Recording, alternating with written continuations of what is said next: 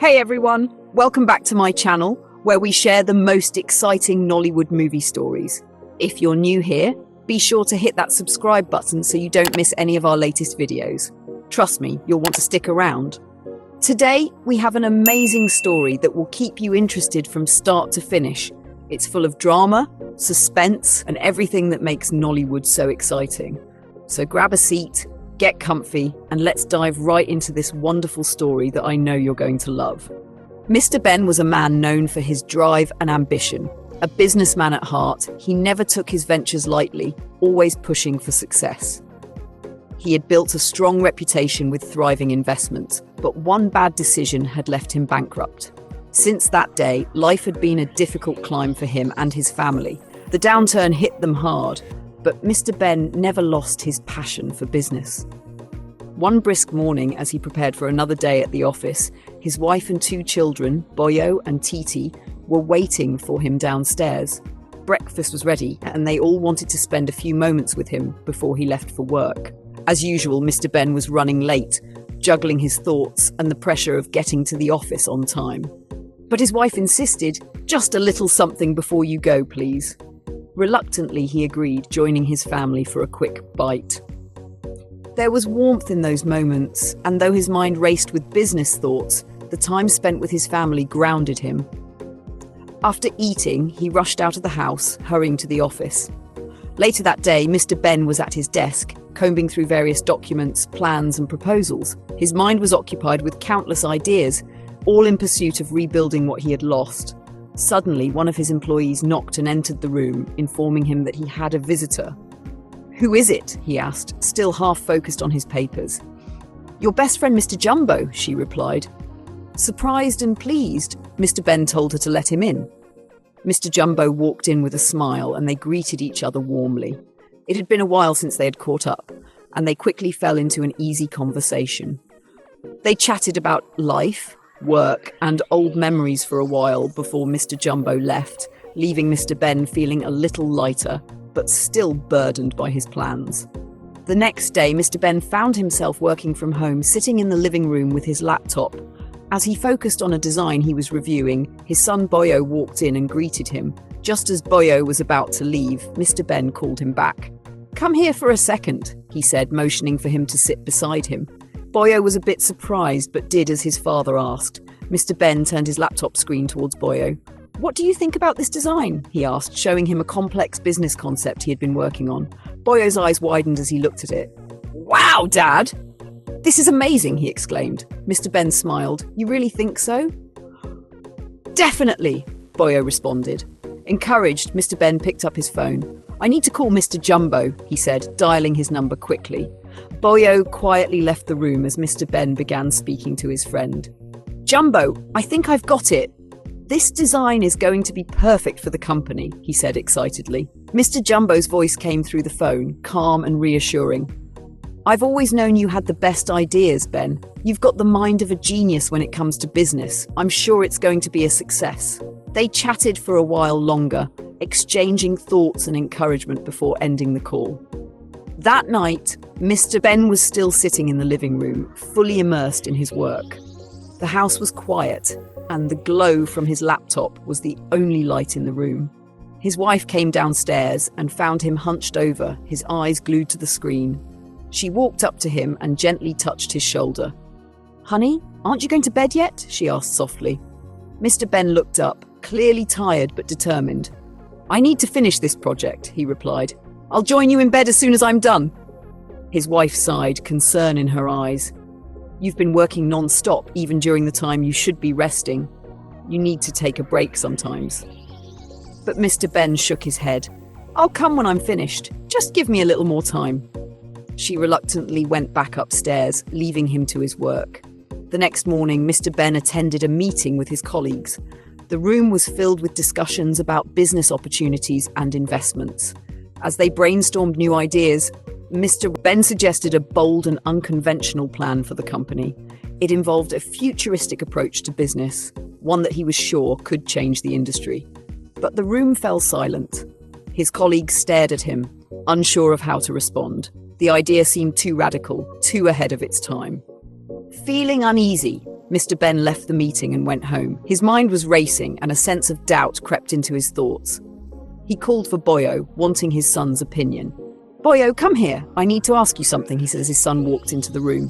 "What do you think about teleporting as a business?" Mr. Ben asked. Boyo, looking confused, hesitated. "I'm not sure I understand, Dad," Mr. Ben explained. "I've been thinking of creating a machine that could teleport people, something that could make transportation faster and more efficient. What do you think?" Boyo's eyes lit up again. "That's a smart idea, Dad. I've never heard of anything like that." Mr. Ben smiled, feeling a spark of hope. "You see? That's what I'm talking about." But deep down, the uncertainty still lingered. The next morning, Mr. Ben wandered around his living room, feeling restless. His mind was occupied with doubts and questions about the feasibility of his latest idea. He stopped, slipped his hands into his pockets and sighed heavily. With a sudden burst of determination, he picked up his phone and called Mr. Jumbo. "I have a business idea," he said as soon as his friend answered. "But there's one problem. I don't have enough money to invest in it." Mr. Jumbo paused on the other end of the line, clearly taken aback by Mr. Ben's revelation. "Ben, are you serious?" Mr. Ben had always been a man of vision, filled with innovative ideas and dreams that stretched beyond the ordinary. Though life had dealt him a heavy blow after his business went bankrupt, his entrepreneurial spirit had never died. However, it was this very ambition that often led him into high-risk ventures. His latest idea was something bold, something, if successful, could change the world forever. Mr. Jumbo was used to Mr. Ben's constant flow of ideas, some of which had brought success in the past, while others had been less fortunate. This time, the concept Mr. Ben proposed was unlike anything he had ever brought up before. "What kind of business are you talking about that requires such an enormous investment?" Mr. Jumbo asked, genuinely curious. Mr. Ben took a deep breath and explained. "It's a teleporting business idea. Imagine a machine that can transport people from one place to another in seconds. No more long flights, no traffic jams. People could travel the world in the blink of an eye. It's the future, Jumbo, and if we get in early, we could make millions, even billions." Mr. Jumbo sat in stunned silence on the other end of the line. "Ben, are you sure this will work? Teleportation sounds risky. Has anyone ever done something like this before?" Mr. Ben's voice was filled with confidence. "I'm sure of it, Jumbo. I've done the research and I have a solid prototype in mind. This will be revolutionary. We'll be the pioneers of a new era in transportation." Despite Mr. Ben's assurances, Mr. Jumbo was skeptical. "I've known you for years and I've always admired your ideas. But this one, Ben, I don't know. It seems too far-fetched. What if it doesn't work?" "It will work," Mr. Ben insisted. "I can feel it. We just need the initial investment to get it off the ground, and the returns will be astronomical." After a long pause, Mr. Jumbo sighed. "I don't have the full amount you're asking for, but I can give you half of what you need. I'll back you because I trust you. But I have to be honest, I'm still not fully convinced." Mr. Ben felt a wave of relief. "Thank you, Jumbo. I promise you won't regret this." They ended the call, but as Mr. Ben sat back in his chair, the weight of reality began to settle in. Even with Mr. Jumbo's contribution, he was still far short of the amount he needed to bring his teleportation idea to life. His mind raced with possibilities, and as he looked around his office, deep in thought, his wife entered the room. "Ben, I've been calling your name for the past minute," she said, walking over to him and gently tapping his shoulder. Snapping out of his thoughts, he looked up at her. "Sorry, honey. I was lost in thought." She looked concerned. "Is everything all right? You seem preoccupied." Mr. Ben forced a smile, trying to hide the financial stress he was under. "Everything's fine. Just some business matters. Nothing to worry about." His wife wasn't entirely convinced, but she let it go for the moment, leaving him alone with his thoughts. 2 days later, Mr. Ben made a bold and secretive decision. Desperate to secure the funds for his teleportation project, he went to the bank to take out a large loan. He used the family home as collateral, fully aware that his wife knew nothing about this risky move. The loan was massive, but it was the only way he could get the project off the ground. As he signed the papers, a mixture of excitement and fear coursed through him. That evening, Mr. Ben returned home with a strange energy. His face was lit with excitement, a stark contrast to the tension that had been brewing in their household for months. His wife, noticing his unusually upbeat mood, asked, "Honey, what's the secret behind that smile of yours? You look like you've just won the lottery." Ben smiled cryptically and waved off her questions. "Don't worry, dear. You'll find out soon enough." He quickly headed upstairs, leaving her standing in the kitchen, puzzled and curious. Years passed, and the excitement that had once fueled Mr. Ben's teleportation project was replaced with despair. He sat in his room one evening, looking defeated and burdened. His wife entered the room, sensing the heaviness in the air. She knew something was wrong, but hadn't pressed him for details, trusting he would share when the time was right. This time, he spoke first. "I need to tell you something," he said quietly, avoiding her eyes. She sat down, her heart racing with anticipation. "What is it?" she asked. Mr. Ben took a deep breath and finally admitted what he had kept hidden for so long. "A few years ago, I took a loan to invest in a business idea. I used our house as collateral." His wife's eyes widened in shock. "What? What business?" "It was for the teleportation project. The first phase worked out, but when I tried to expand and launch the second phase, there was an explosion at the factory. The project failed, and now the bank is after me for the money. They've been threatening to take the house." Mrs. Ben sat there in stunned silence, her mind racing. She was angry, confused, and deeply hurt by the secret he had kept. He had risked everything, their home, their future, without telling her. Finally, she stood up, too overwhelmed to speak. She walked upstairs, leaving Mr. Ben alone with his guilt and regret. The next day, Mr. Ben was in the living room when he heard a knock at the door. His heart sank as he opened it to find the loan collectors standing there. They looked stern but respectful, knowing his reputation in the community. He pleaded with them. "Please, I know things are hard, but I will pay you back. I just need more time." After some discussion, the collectors agreed to give him an extension, acknowledging his previous standing as a respected businessman. They left, but Mr. Ben's anxiety remained. Later that day, he sat in the living room, his mind clouded with worry. The regret of risking everything weighed heavily on his shoulders. His wife, ever the understanding partner, noticed his distress and walked over to him. Despite her anger, she couldn't bear to see him in such turmoil. "It'll be okay," she said softly, trying to comfort him. "We've been through tough times before. We'll get through this too." Mr. Ben sighed, feeling a mix of gratitude and guilt. "The loan collectors were here today. They gave me more time to pay off the debt, but I don't know how we'll manage." Mrs. Ben, though worried, tried to stay calm. "We'll figure it out. One way or another, we always do." But deep down, they both knew the road ahead would be long and difficult.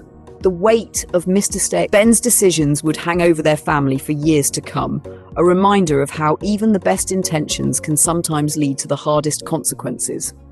The burden of financial ruin continued to press heavily on Mr. Ben and his family. Each passing day brought more difficulties, and it seemed like there was no end in sight. One afternoon, Boyo, Mr. Ben's young son, came home from school earlier than usual. His face was downcast, and he moved slowly, carrying a heavy sadness. Mr. Ben, sitting at the kitchen table, was surprised to see him. "Boyo, why are you home so early?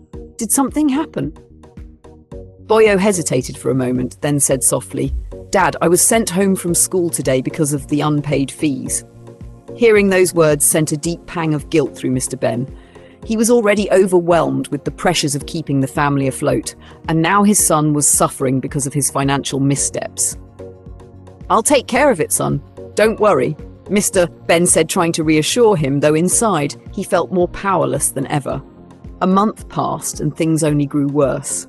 The loan collectors, who had once been lenient because of Mr. Ben's reputation, returned to his house. This time, they weren't willing to negotiate. They stormed in, ignoring his pleas for more time, and forced the family out of the house. Standing on the street with his wife and children, Mr. Ben was filled with confusion and despair. His once proud business, his hopes for a brighter future, and the home he had built for his family, everything was gone. Desperate, Mr. Ben tried to reach out to his friends, people who had once admired him for his entrepreneurial spirit, but none of them were willing to help. His reputation had taken too big a hit, and people were too afraid to associate with him now. With nowhere else to turn, he decided to move his family to the outskirts of another town, where he had been slowly building a small house. Though it was unfinished and far from ideal, it was all they had left. In the weeks that followed, Mr. Ben took whatever jobs he could find, humble labour, far removed from the grand business ventures he had once been known for. Each day was a struggle, but his wife, Mrs. Ben, was a constant source of strength. One morning, as Mr. Ben prepared to leave for his new job, Mrs. Ben, always supportive, approached him. "Honey," she said softly, her hands resting gently on his shoulders. "I know things are tough right now, but we'll get through this. Just keep your head up. God has a plan, even if we can't see it right now." Mr. Ben looked at her, his eyes filled with gratitude. Despite everything, she remained his rock. He smiled weakly, nodding. "I'll try, love. Thank you." Later that afternoon, Boyo was outside, playing near the half-finished building that was now their home. As he wandered near the far corner, something unusual caught his eye. It was a small figure, just barely visible behind a pile of stones. Curious, Boyo moved closer, but as he got near, he froze in shock. It was a tiny creature, barely a foot tall, hunched over, trembling as if it were afraid. Boyo's heart raced as fear gripped him. He instinctively backed away, too startled to process what he was seeing. But as he turned to run, he heard a soft, pleading voice call out, "Please help me. Please don't hurt me." Boyo stopped in his tracks, his mind racing. Was this real? Who or what was this little creature? After a few moments, he summoned the courage to approach again, though cautiously. The small creature looked up at him, its eyes wide with fear but filled with a strange, otherworldly glow. Boyo picked up a stick, just in case he needed to defend himself. "Who are you?" Boyo asked, his voice shaky. "And how did you get here?" The creature, still trembling, replied, "My name is Maya. I'm from another world. There was a fight there, a war, and I was thrown out. I ended up here, and I don't know how to get back." Boyo's fear began to subside, replaced by a sense of wonder. He had never heard of such a thing. Another world? A war? And this creature, Maya, was part of it? Despite his fear, Boyo couldn't bring himself to abandon the small, helpless creature. I'll help you," he said hesitantly. "But you can't let my dad know. He's already got too much to worry about." Maya nodded gratefully, and Boyo quickly found a place to hide the little creature in his room. The two of them spent hours together, talking in hushed voices about Maya's world and how they might find a way to send her back. Boyo was fascinated, though the weight of keeping this secret from his parents added an extra layer of stress. The next day, Boyo returned from school as usual, but his mind was elsewhere. As his mother served lunch at the dining table, Boyo couldn't help but think of Maya, still hiding in his room. He barely touched his food, glancing repeatedly toward the hallway. Mrs. Ben noticed his unusual behaviour. "Boyo, is everything all right? You haven't eaten much, and you look distracted." Boyo quickly shook his head, forcing a smile. "Everything's fine, Mom. I just don't feel like eating here. I'm going to finish my food in my room, if that's okay." His parents exchanged puzzled looks, but Mrs. Ben nodded. "All right, but make sure you eat properly." Boyo hurried away, carrying his plate upstairs. As soon as he entered his room, he closed the door behind him. Maya was sitting quietly in the corner, looking up at him with hopeful eyes. Boyo sat down beside the small creature and offered her some of the food. "Here, you must be hungry," Boyo said quietly, watching as Maya gratefully accepted the meal. For the next few days, Boyo juggled his secret life, caring for Maya, helping her stay hidden from his family, and going to school as if nothing had changed. But as they continued to spend time together, Boyo realized something. Maya's presence wasn't just a burden or a secret to keep. It was an opportunity, a chance to help someone who had been cast out, just as his family had been cast out of their home. Together, Boyo and Maya started to form a plan. They didn't know how, but somehow they were determined to find a way to return Maya to her world. And in doing so, Boyo began to find a sense of hope, a belief that, even in the midst of his family's struggles, there was still a way to make things right. Later that night, Boyo and Maya were sitting quietly in Boyo's room. Their conversation focused on how they could build the machine to send Maya back home. They were deep in discussion when they suddenly heard footsteps approaching the door. Boyo's heart raced. He knew it was his father. Quickly, he motioned to Maya, "Hide! Inside the wardrobe, Maya, without hesitation, scurried into the wardrobe just as Mr. Ben entered the room. "Boyo, who were you talking to?" Mr. Ben asked, his eyes narrowing with suspicion. Boyo, caught off guard, stammered, No one, Dad. I wasn't talking to anyone." Mr. Ben wasn't convinced. "Then where was the noise coming from?" he asked, glancing around the room. Thinking fast, Boyo replied, "Oh, that, I was actually, rehearsing. Yeah, for my next debate. Practicing." Mr. Ben raised an eyebrow. He could tell something wasn't right, but he didn't press further. "All right," he said, though he still seemed unsure. "Come down and have dinner." As he turned to leave the room, there was a sudden noise from inside the wardrobe, a faint rustle. Mr. Ben froze, his eyes narrowing. "What was that?" he asked sharply, turning back to face the wardrobe. Boyo's heart pounded in his chest. It's nothing, Dad. Probably just my shoe. I'll check it later." But Mr. Ben, now more curious than ever, decided to investigate.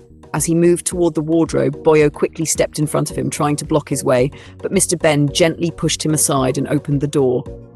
There, crouched inside, was Maya. The tiny creature, looking terrified, peeked up at Mr. Ben with wide, glowing eyes. Mr. Ben recoiled in shock, stumbling backward and jumping onto the bed. What is that?" he exclaimed, his voice trembling.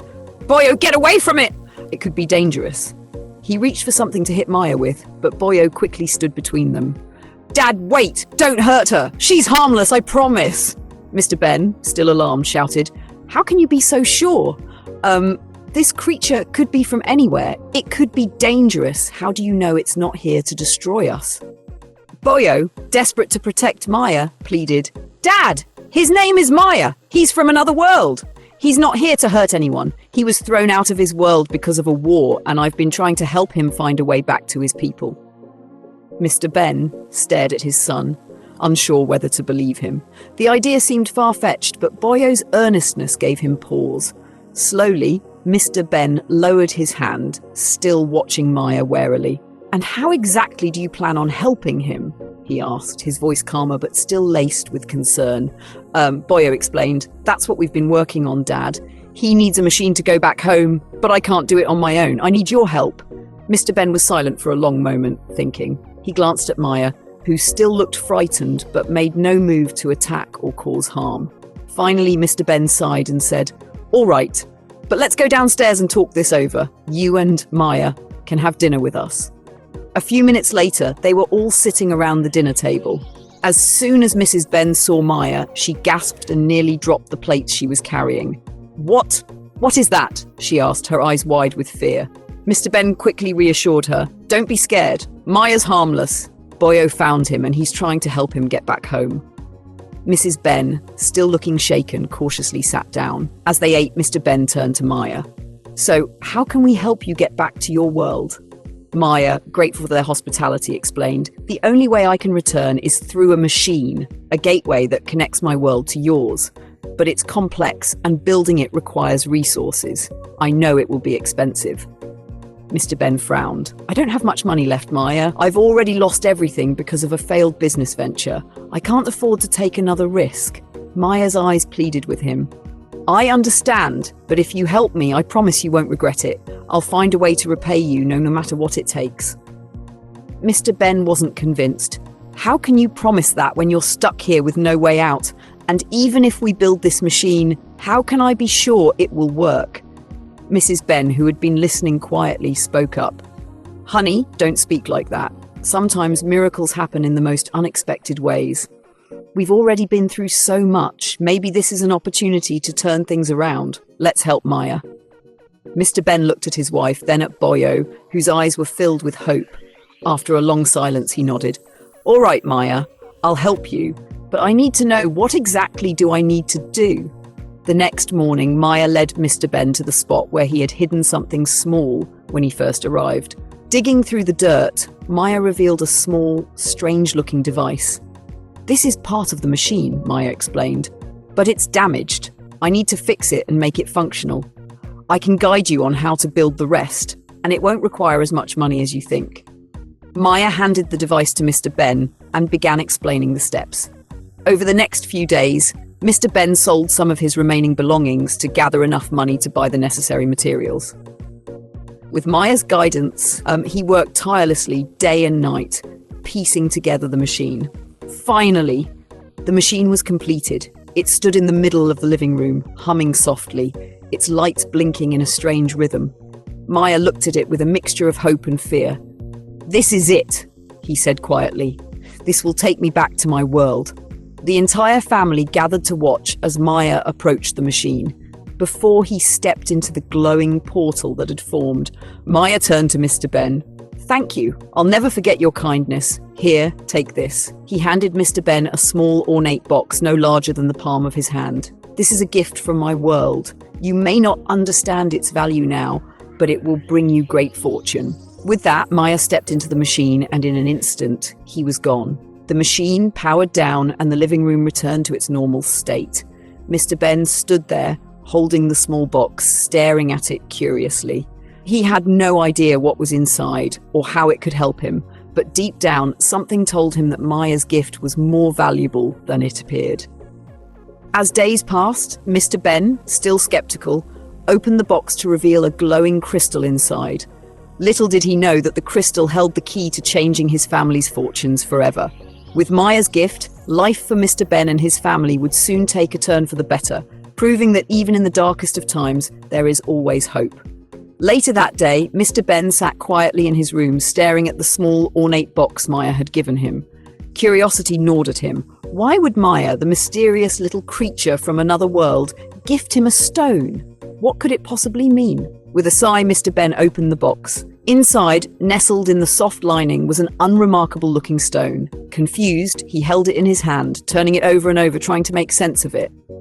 "A stone," he thought to himself.